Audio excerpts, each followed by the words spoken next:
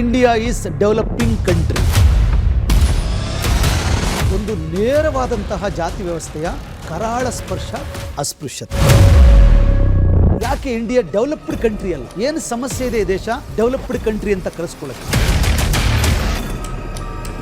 ಎಲ್ಲಿ ತನಕ ಮೀಸಲಾತಿ ಇರಬೇಕು? ಜಾತಿ ಆಧಾರಿತ ಮೀಸಲಾತಿ ಅಂದರೆ ಜಾತಿ ಇರುವವರೆಗೆ ಈ ಜಾತಿ ಆಧಾರಿತ ಮೀಸಲಾತಿ ಇರುತ್ತೆ.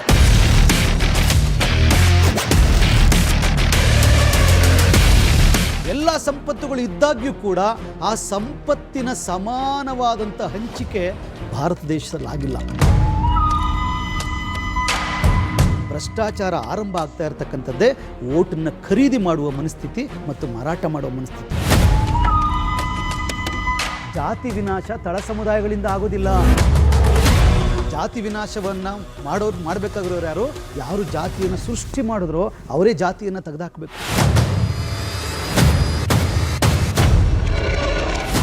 ವಿಶ್ವಜ್ಞಾನಿ ಭಾರತ ರತ್ನ ಡಾಕ್ಟರ್ BR ಅಂಬೇಡ್ಕರ್ ಅವರ ಚಿಂತನೆಗಳ ಸಂವಾದ.